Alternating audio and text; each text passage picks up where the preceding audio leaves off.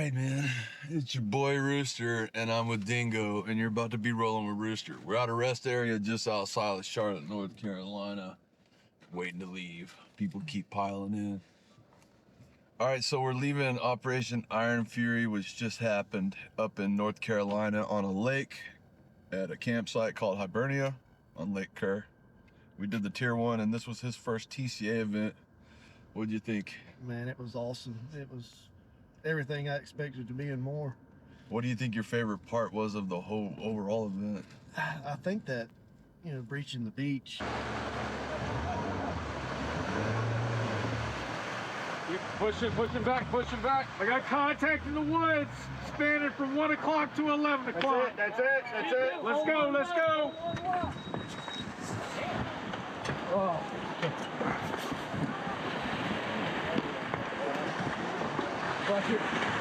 Oh, we're getting wet.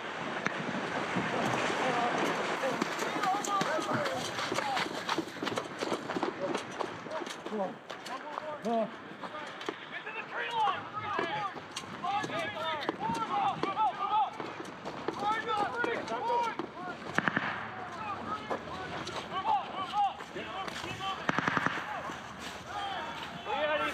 Right here, 2 teams. How many we got?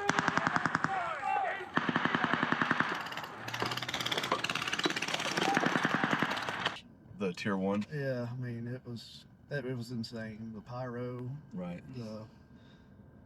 Just the organization of it all.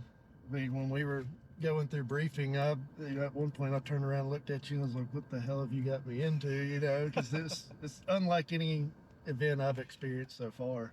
The real milsim life. I know other people do things that are called milsims, but like I said, I call them scenario games. Yeah. It's milsim-ish, but it's not quite milsim. So we're heading into some harsh sun, guys. I don't know how many shadows you're gonna see. So we just wanted to talk about it for a few minutes. Get his take on what he thought about doing a milsim. Yeah, I mean, like I said, the structure of it all was awesome. Like, actually being able to roll out with a full squad, you stay in contact with everybody all at once throughout the whole day, throughout the whole mission. Receiving actual orders and fragmentary orders, Yeah. and having combo channels and everyone actually being on those channels, and yeah, everyone communicating. I agree. That's something that I really enjoyed about it as well. That's why we keep going back. That and the mission sets, and really a lot of the same players are showing up too, so you get to know people that you're playing with, and you learn to work together really well. Yeah, and we met a few guys. It's just cool how everybody can come together and work as a team, and people I've played with at home, but also people that y'all have played with before, and they just very accepting of me, bringing me in. Yeah, man, it's a small community, a tight community. We gotta accept you. We want to keep it coming back. Yeah, I want to keep coming back. Right on. Nobody wants to make you shy away, that's for sure. Give you any cause to not come back. So I know that it was fun playing with the Mountain Goats. You've played with those guys up at Wargate, whether you got to see them or not. Yeah. They've been there at both the Wargates. That's where I met them. That's how they ended up being a part of the squad. Just being cool guys. They were on that same level of maturity as us. Yeah. It was kind of like, come in here, man, you need to join the Go Squad, kind of thing. So, and we picked up Fake from Fake YouTube. So he's now going to be part of the Mountain Goat division, which that was a huge success. I've been playing with Fake for over a year now at all these random milsims. I had originally met him at Wargate, so it was cool to pick him up. Yeah, I'm sure he's got his own little team local, but when we're all out together, he's going to be running with the Goats in the future, so that's cool. And we're looking forward to Stonebreaker, so I'll see him there. So that'll be like the second time he'll be running with us, like purely as kind of Goat Squad. So that'll be fun. So we're looking forward to that. Don't know if you'll be able to make it, but we're definitely going to be doing Stonebreaker, going to be doing some helo inserts, things like that. So on the Tier 1, let's get back to that. We'll talk about the Tier 1. So it was on the lake, pontoon boats. When we were pulling up to the beach, what was on your mind when you started seeing all the pyro and shit go off? Oh man, I mean, it was just, I wasn't even expecting that. Like, it starts popping off, and you're just like, holy crap, this is the real deal, you know. Like, We're in it, right? this is gonna be an experience of a lifetime, and it was. How long did it was? What, about a 5 to 10 minute, good 5-10 minute ride over there? So it was kind of calm. It kind of sets you, it throws you off in a sense because you Yeah. get kind of complacent, just sitting there chilling with the boys, and next thing you know, shit's hitting off. It's Yeah. like, uh-oh. It was like about a 5-minute ride out, like you said, and then all 4 boats just kind of gathered and sat there for a second. They said, "All right, here we go," and it was like they hit the throttle. Pyros went off, and I didn't even realize we were that close to the front. And I'm like, "Oh crap, here we go, boys!" You know. Yeah, I think we're probably only about 50 yards off or so. Yeah. It was funny to me because I remember they told us that they may have to possibly put us in at a different location. And I think that's what threw our Bangalore off, because like we were all looking for this Constantina wire to blow, but that was further down the beach anyway. So that's why we were able to just blow right through the Constantine wire, because it wasn't even really there. Yeah. And then just like getting held under fire for a while, having to medic guys and come back. Just everyone stayed online. We didn't have to really yell at anyone to get off the beach. Everyone kept trying to move forward as they could.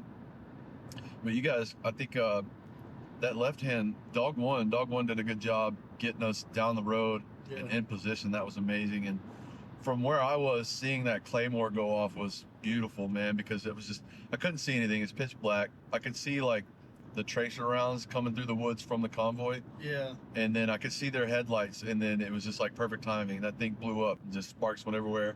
Everything was backlit really well. I could kind of get an idea of where we were on that peninsula. It was really cool. Yeah. Like you said, we kind of, just like a D-Day landing, we missed our mark by, I don't know, it was. Good. We were about 50 to 100 yards off the mark. Yeah, and so we didn't see a wire, so we rushed. We all pushed up in a formation, and we got held up for maybe a minute or two, but then pushed through it. Yeah, I think we got lucky. We got kind of a light op 4. They weren't as trigger happy as normal. They weren't juggernauts. They gave us some hell, but they kind of backed off enough to let us have some fun, because we don't have night vision.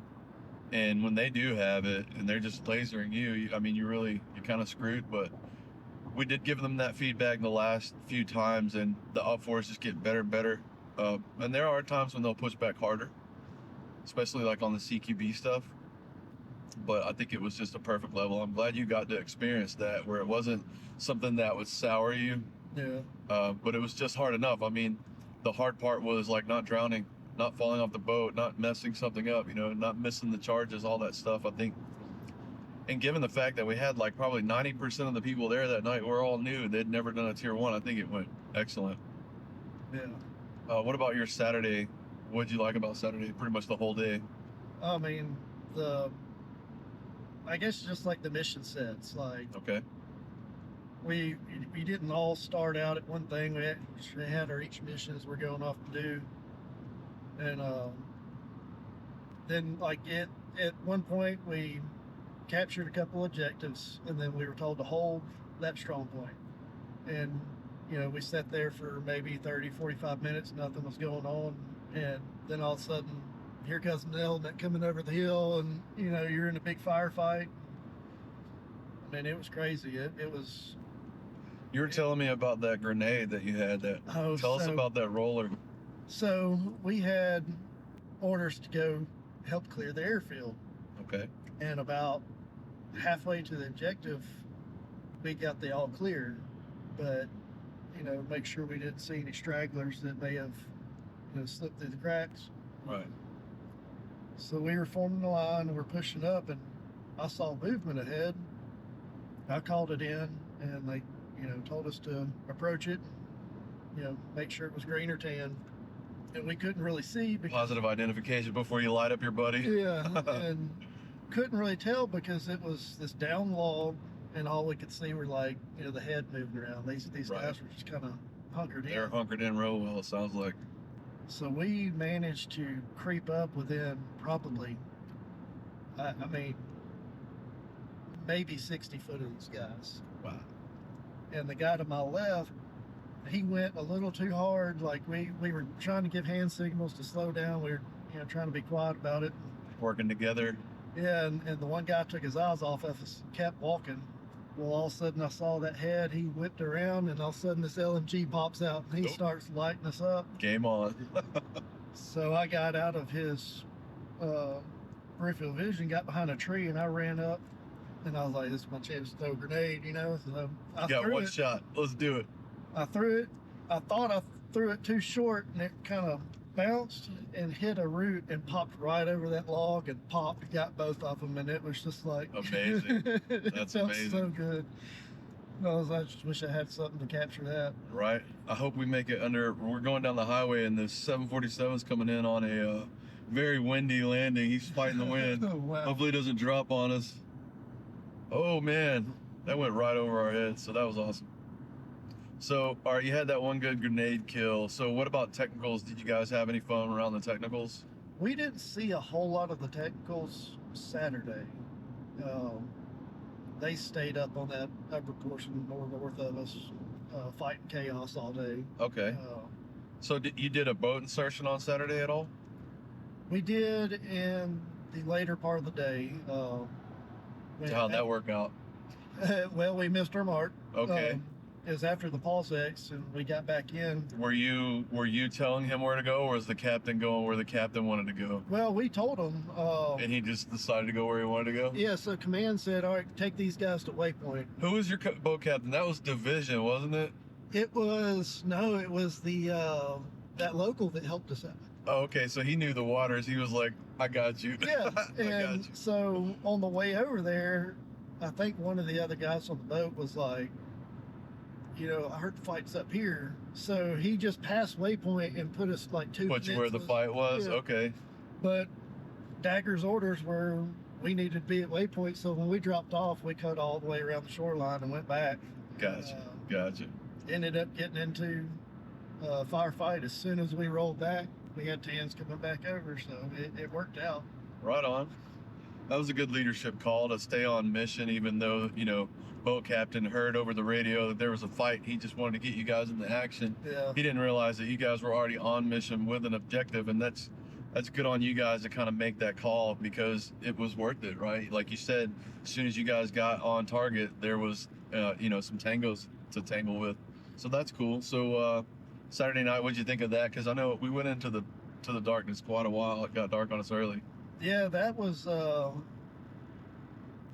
crazy experience because we only had 3 guys on our squad that had nods, and So most of you guys were night blind. yeah, and so we're all in single file line with our hands on their backpacks, just kind of going through the woods. We only had one hiccup.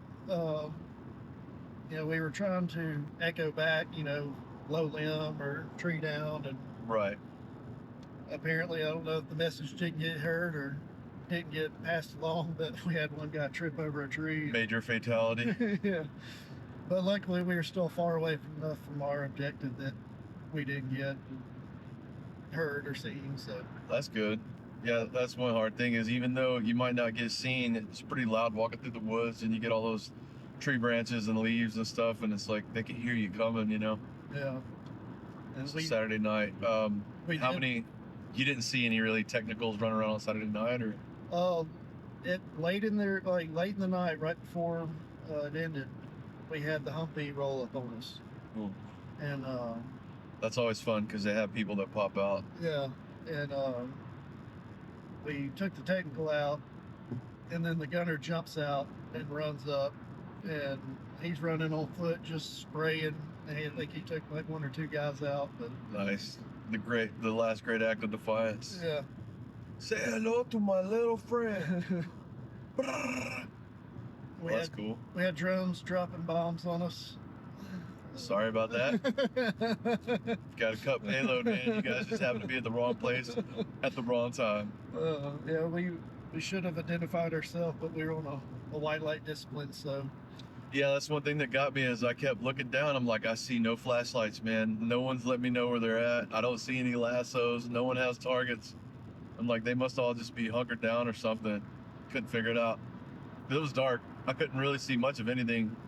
Barely even any street lamps that were there.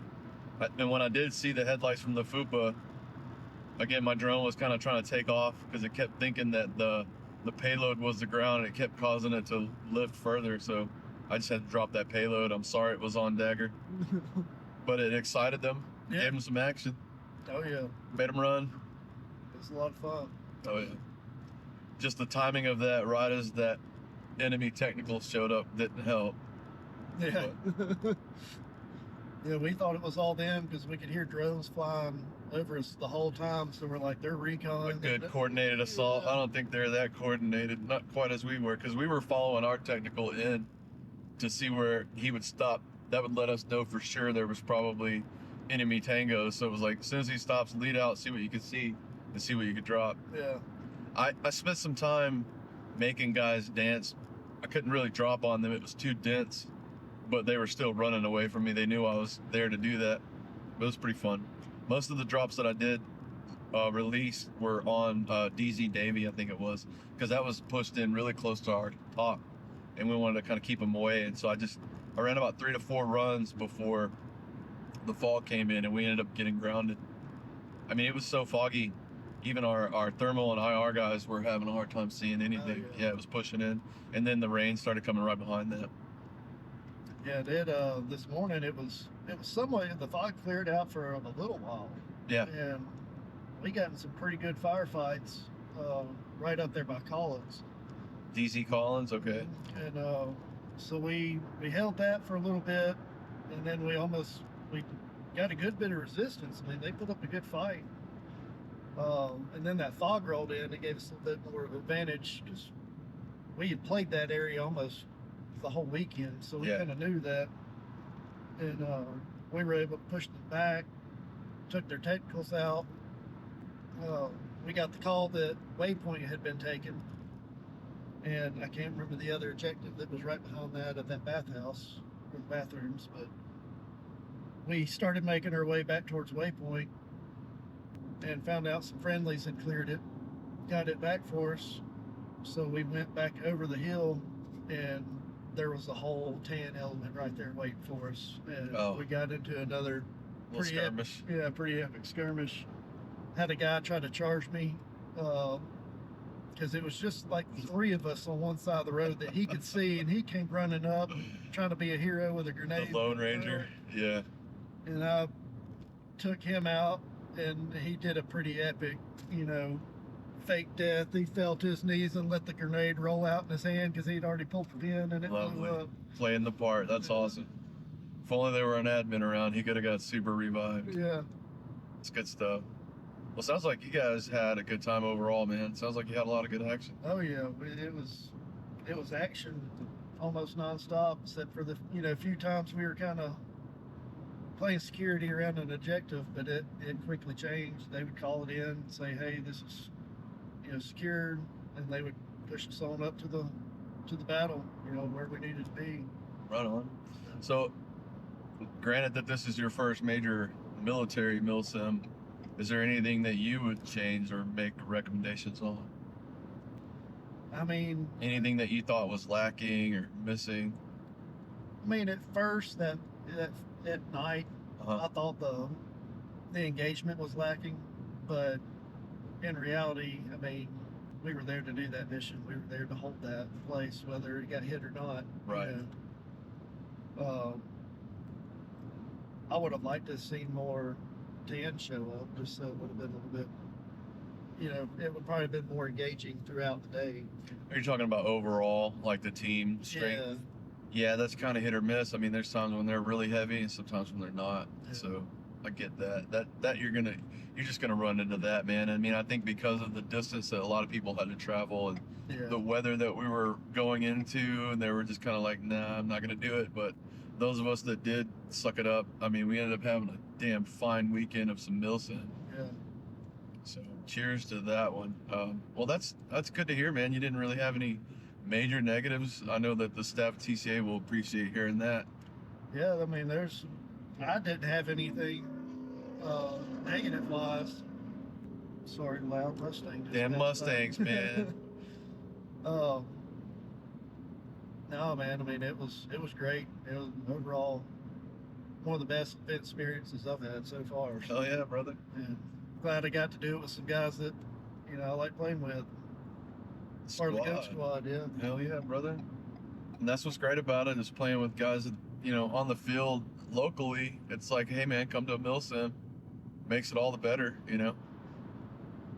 Yeah, and I mean it. I think we're all kind of on the same page. We're all a little goofy, but all, you know, we get serious when time needs to be serious. Right. Knowing to flip that switch. Yeah, and then we're all just out there to have fun, you know. And we train a lot, so Yeah. there's no weekend warrior shit here. Like, we know what we're doing. We're probably better than most because we play so often. Yeah, and for me, you know, not coming from any kind of military background or anything, I'm just out there playing airsoft. You know, it's good to learn from y'all, you know, Right. tactics. And You kind of pick up the lingo, the jargon, so to say. Yeah. You learn the lay of the land, is what I like to call it. But yeah, you learn that quick, and that's what I tell all the guys. It's like, don't worry about not being military. You're gonna pick it up real quick, man. yeah, As soon as you learn a few acronyms, you'll be talking like the best of them. They will probably ask you where you've served. You know what I mean? yeah, They'll just think naturally that you're square, you know, especially if you're squared away, they'll just automatically assume you're probably a veteran or veteran adjacent because you're so squared away. They didn't have to hold your hand. You're not a soup sandwich, and that stuff shines. Like Fiverr, his dad, Mr. America, right? Yeah. The real McCoy, soldier, veteran, fucking Fiverr comes up. You can tell, hey man, you are a soldier adjacent in some way because you're too squared away to not be, right? There's yeah, no civilian. There's very few have I met that have been kind of that squared away. Like, there's a multitude of levels, not just knowing how to say things and knowing what things are called and studying a book. Like, just the way he holds himself, entire milieu, how you make decisions on the fly and how you don't freak out and how do you actually treat your soldiers when you're downrange with them and you're not screaming at them and getting mad at them. It's this whole multitude of things that I'm evaluating the guys on. yeah. Whether you guys know it or not, I'm looking at it like who's on par for leadership next, kind of thing. So that's cool. So don't ever feel bad for not being, you know, not being military or anything, because some of you guys are some of the best players we have are the not military guys, because a lot of these military guys, they have bad habits. They get these egos and they think they're just going to go in there and do this stuff, and it just doesn't really work that way. Yeah, and like hitting on Fiber, he did an awesome job of getting us where we needed to be and keeping us all together and keeping us alive for most part of the game. He did great. So kudos to him. Yeah. He'll be the first to say, hey, I'm not military, guys, but it doesn't matter, man. Yeah. You could have fooled me. Well, hell yeah. Well, that's good to hear, man.